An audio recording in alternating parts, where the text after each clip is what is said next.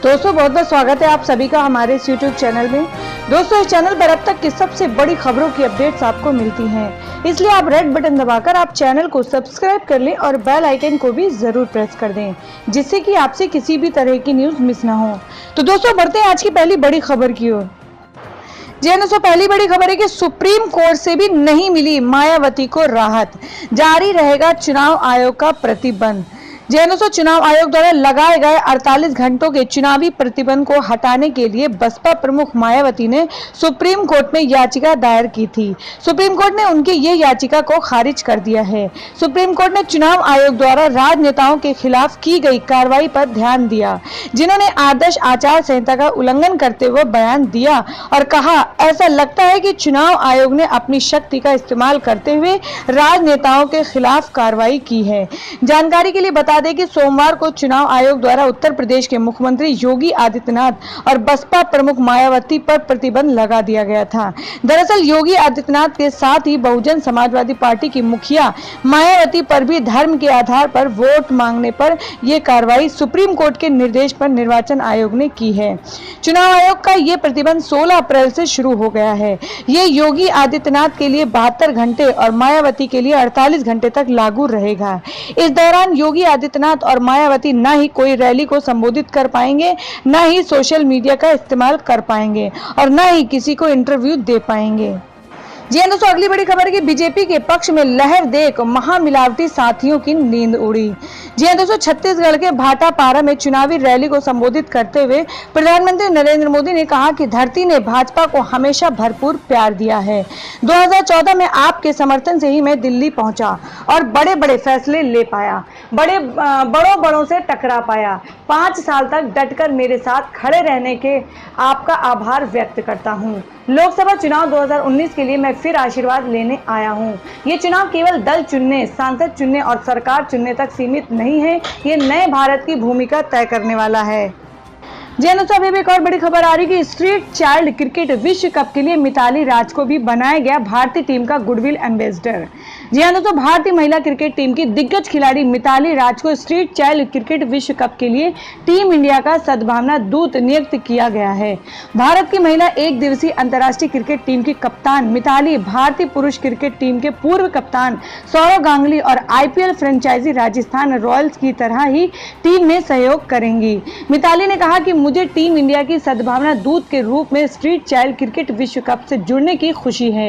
एक खिलाड़ी के रूप में मुझे पता है कि खेल के सिर्फ बच्चों की वास्तविकता को ही बदलने की क्षमता नहीं है, बल्कि सड़कों पर रहने वाले बच्चों के लिए जनता का सहयोग भी जुटाया जा सकता है। इससे पहले PTC India financial services limited ने टीम के समर्थन की घोषणा की। सड़क पर रहने वाले बच्चों के लिए यह पहला क्रिकेट विश्व कप होगा जो 30 अप्रैल से इंग्लैंड और वेल्स में शुरू हो रहा है। इस खास विश्व कप में कुल 10 टीमें हिस्सा लेंगी, जिसमें लड़कों और लड़कियां दोनों की टीमें होंगी। 9 मई तक चलने वाले इस शानदार टूर्नामेंट के लिए सभी 10 टीमें कमर कस चुकी हैं। भारतीय टीम के लिए सौरव गांगुली और मिताली राज के अलावा श्रीलंका के लिए कुमार संगकारा, इंग्लैंड के लिए मोंटी पनेसर और बांग्लादेश के लिए हबीबुल बशर को गुडविल एम्बेसडर नियुक्त किया गया है। जी हाँ दोस्तों, अगली बड़ी खबर है कि जीत को RSS की मदद ले रही है कांग्रेस। जी हाँ दोस्तों, पश्चिम बंगाल की मुख्यमंत्री ममता बनर्जी ने सोमवार को कांग्रेस पर चुनाव जीतने के लिए राष्ट्रीय स्वयंसेवक संघ की मदद लेने का आरोप लगाया और लोगों से अनुरोध किया कि वह कांग्रेस, बीजेपी और वामपंथी दलों के घातक गठबंधन को पराजित करें। इसके अलावा बनर्जी ने RSS पर यह आरोप लगाया कि संघ के लोग पूर्व राष्ट्रपति प्रणब मुखर्जी के बेटे और कांग्रेस पार्टी नेता अभिजीत मुखर्जी के लिए प्रचार कर रहे हैं। सोमवार को तृणमूल कांग्रेस की अध्यक्ष ममता बनर्जी ने 2018 में नागपुर में संघ के एक कार्यक्रम में पूर्व राष्ट्रपति प्रणब मुखर्जी के हिस्सा लेने का जिक्र करते हुए आरोप लगाया कि संघ उनके बेटे और कांग्रेस उम्मीदवार अभिजीत मुखर्जी के लिए प्रचार कर रहे हैं। जी दोस्तों, उन्होंने मुस्लिम बहुल मुर्शिदाबाद जिले के बेलडांगा में एक चुनावी सभा में कहा, भानुमती का पिटारा खोलने के लिए मुझे बाध्य मत कीजिए, नहीं तो प्रदेश में कांग्रेस की समूची योजना का खुलासा हो जाएगा। जी हाँ दोस्तों, अगली बड़ी खबर है कि 5 साल में 25 लाख LIC एजेंट हुए बेरोजगार। जी हाँ दोस्तों, कांग्रेस के दिग्गज नेता दिग्विजय सिंह ने प्रधानमंत्री नरेंद्र मोदी की सरकार पर भारतीय जीवन बीमा निगम LIC सहित देश के अन्य सार्वजनिक क्षेत्र के उपक्रमों PSU को तबाह करने का आरोप लगाते हुए सोमवार को कहा कि मोदी के 5 साल के शासन के दौरान देश के करीब 25 लाख LIC एजेंटों ने काम करना बंद कर दिया।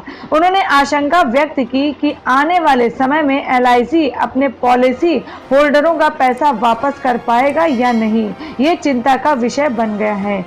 मीडिया रिपोर्ट्स के अनुसार मध्य प्रदेश के पूर्व मुख्यमंत्री सिंह ने संवाददाताओं को बताया, जब मोदी जी प्रधानमंत्री बने तब पूरे देश में लगभग 37 से 40 लाख LIC एजेंट थे, लेकिन पिछले 5 वर्षों में करीब 25 लाख LIC एजेंटों ने काम करना बंद कर दिया, यानी 25 लाख बेरोजगार हो गए। उन्होंने कहा कि मोदी की सरकार ने PSU कंपनियों को तबाह कर निजी कंपनियों के हाथों में सौंपने का प्रयास किया है।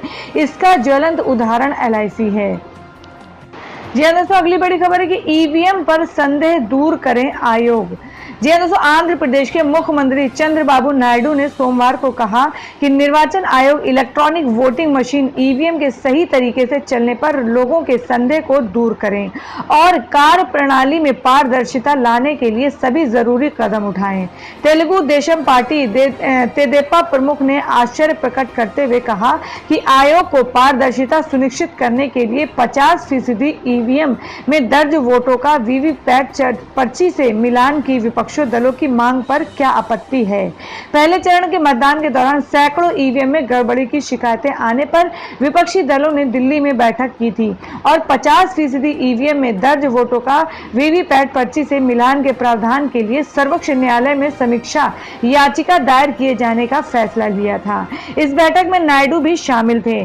बैठक के अगले दिन आयोग पर भी निशाना साधने के लिए नायडू ने प्रेस वार्ता बुलाई। वह अपनी इस जिद पर अड़े दिखे कि गड़बड़ी दूर करने के समुचित उपाय किए बगैर EVM का उपयोग न करें। उन्होंने आरोप लगाया कि निर्वाचन आयोग ने इस आशय का झूठा हलफनामा पेश कर शीर्ष अदालत को गुमराह किया है।